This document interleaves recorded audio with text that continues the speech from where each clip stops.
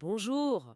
Aujourd'hui, on va explorer ensemble quelques expressions françaises bien vivantes. Oui, Elles sont tirées de supports pour apprendre le français, notamment une série Easy French Phrases. d'accord. Ces sources, elles donnent des phrases du quotidien avec des exemples. Alors l'idée, c'est de les décortiquer un peu, Hmm, comprendre leur sens, bien sûr, mais aussi voir pourquoi on les utilise autant, ce qu'elles racontent sur notre façon de parler. exactement. Et c'est ça qui est intéressant avec les expressions idiomatiques. Ce sont comme des raccourcis très efficaces. Oui. Ça rend la conversation plus naturelle.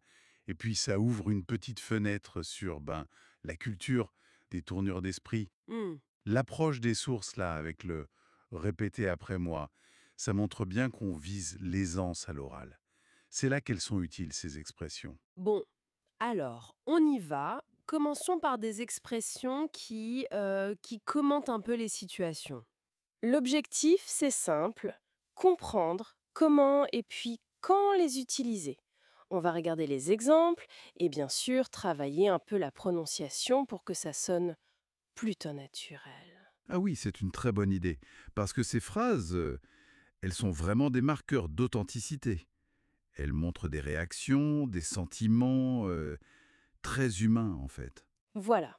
Les maîtriser, ça change tout dans une conversation. Exactement. Alors, on commence avec la première, ça tombe bien. Une expression pour le bon timing, on dirait. C'est ça l'exemple donné, hein. Je peux passer te voir ce soir. Oui, ça tombe bien, je suis justement seule à la maison. On voit bien là la coïncidence heureuse. Tout à fait. Ça tombe bien, ça indique vraiment qu'un événement arrive pile au bon moment. Une synchronisation parfaite, disons. Mhm. Ce qui est fascinant ici, c'est cette notion d'opportunité. Le deuxième exemple. J'avais besoin d'aide pour ce dossier. Ça tombe bien, j'ai un peu de temps libre. Ah oui, l'aspect pratique. La chance, quoi. Voilà, c'est ça. C'est très pragmatique, donc très utile. Et pour bien le dire, on fait attention. Ça tombe bien. Ça tombe bien. Ok. Deuxième expression. Ça me dit quelque chose. Là, on est plus dans le vague souvenir, non? Oui, exactement. C'est quand on a cette impression de familiarité, mais sans certitude. L'exemple est ce nom d'acteur, ça me dit quelque chose, mais je ne me souviens plus de quel film. Ça illustre parfaitement ça. C'est ça. C'est l'expression idéale pour ce sentiment de déjà vu ou déjà entendu. Ou l'autre exemple, tu parles de cette ville en Espagne? Oui, ça me dit quelque chose.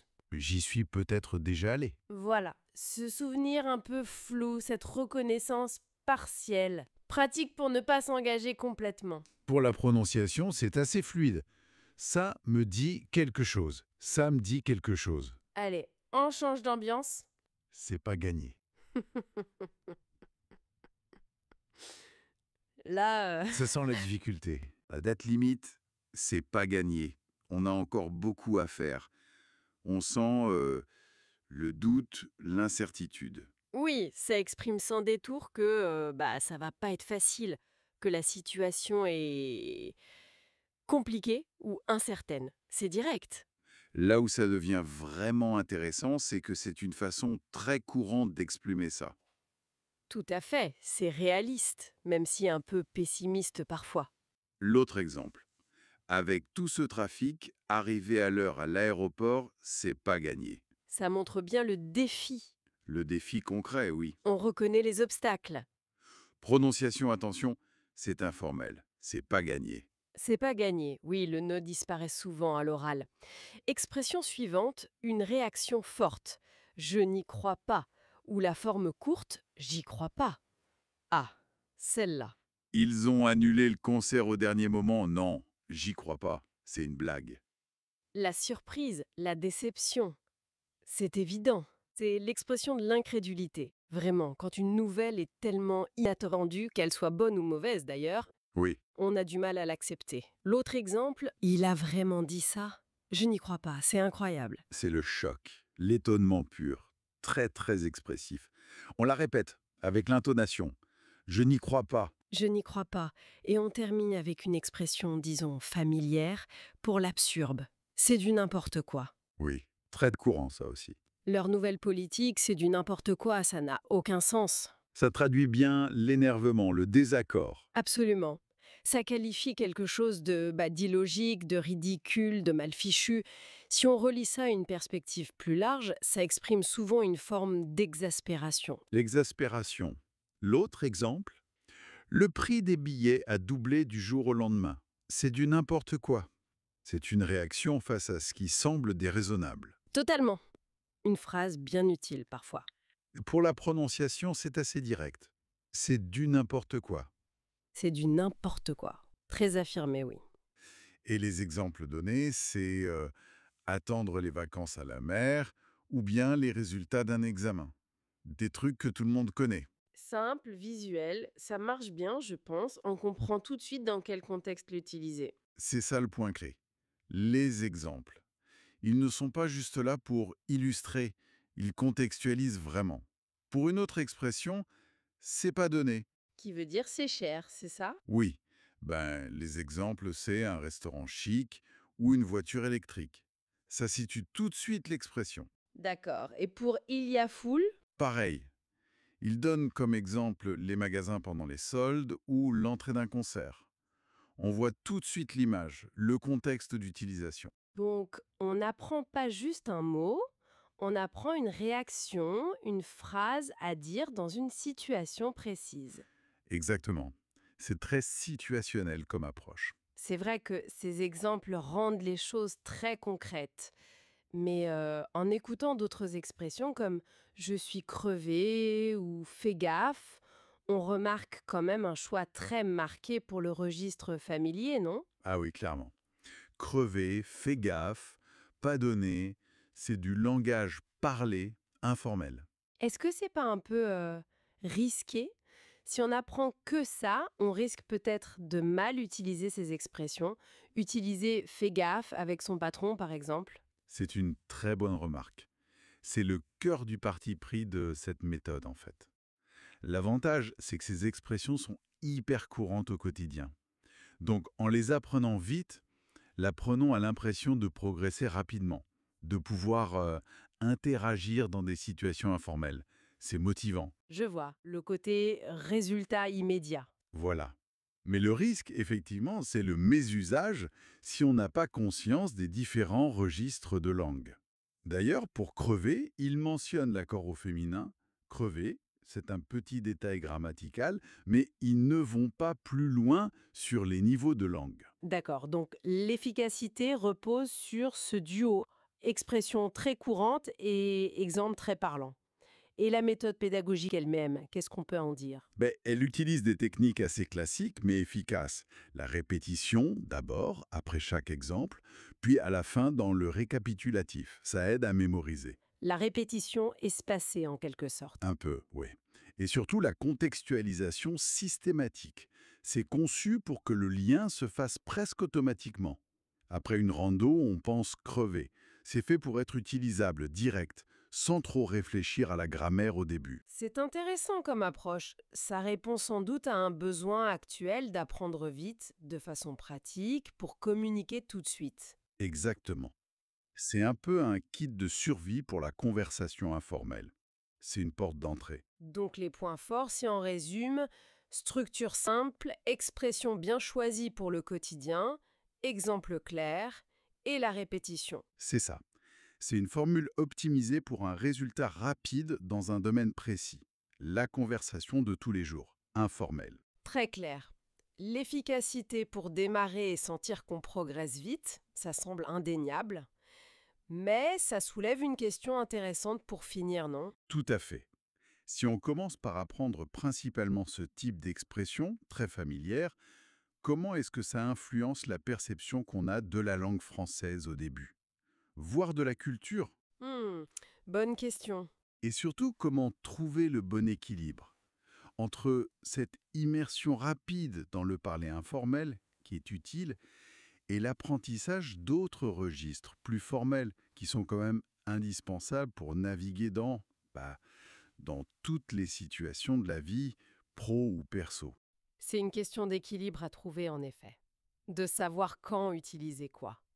Très orienté podcast pratique alors. Tout à fait.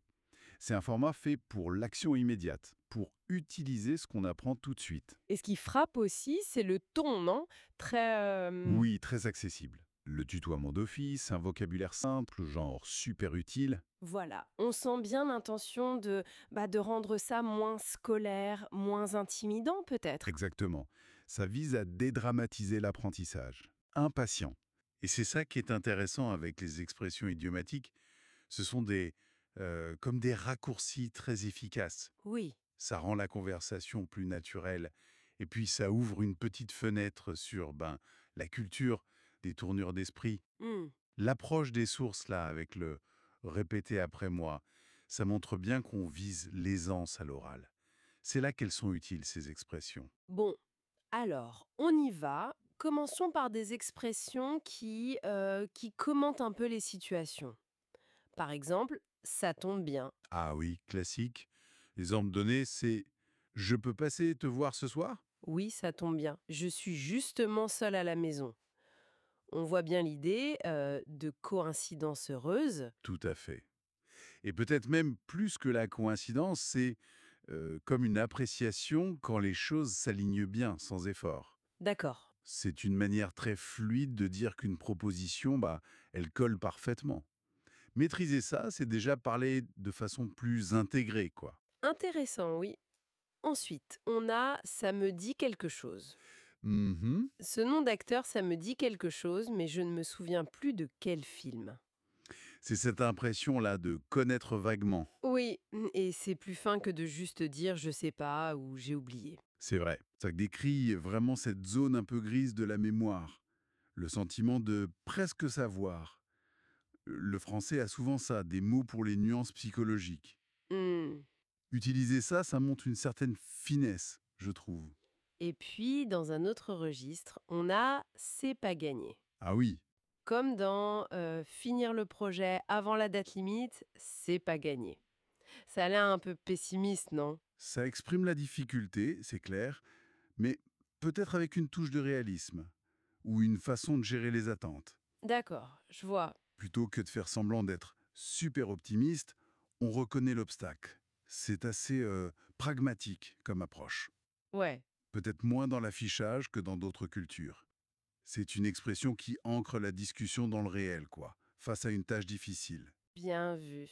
Alors, passons à d'autres expressions, plus sur les états personnels ou les interactions. Pour l'enthousiasme, j'ai hâte de.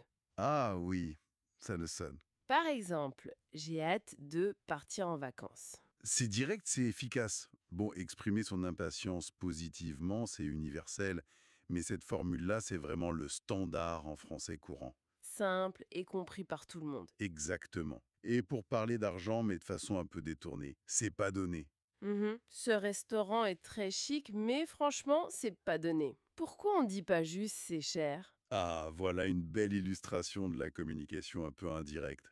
C'est pas donné, ça adoucit le jugement. Ah oui, C'est moins frontal que c'est cher, peut-être par pudeur, ou pour pas avoir l'air trop critique, ou obsédé par l'argent. d'accord. C'est une nuance culturelle intéressante sur comment on aborde des sujets un peu délicats comme le prix. Et pour la fatigue, alors là, on a une expression très imagée. Je suis crevé.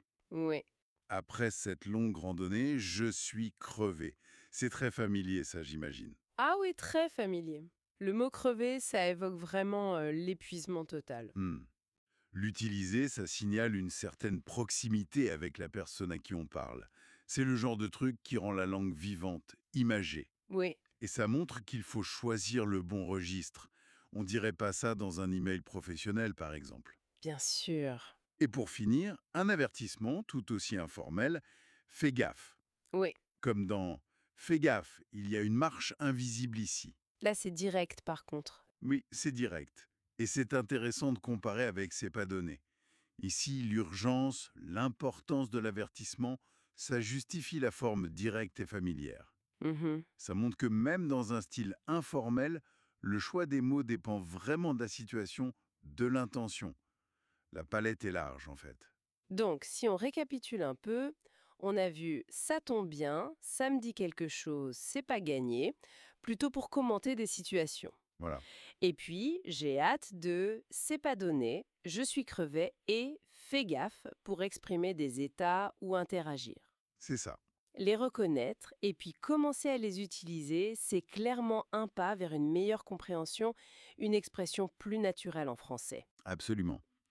Et pour ouvrir un peu la réflexion, au-delà du sens premier, comment est-ce que cette habitude d'utiliser des expressions toutes faites, ces raccourcis idiomatiques, influencent la manière dont les francophones communiquent et peut-être même ressentent les nuances, l'incertitude, l'émotion? Hmm, bonne question. Est-ce que ça crée une texture de communication différente de langues qui seraient, disons, plus littérales dans leur description? C'est une piste à creuser, je pense.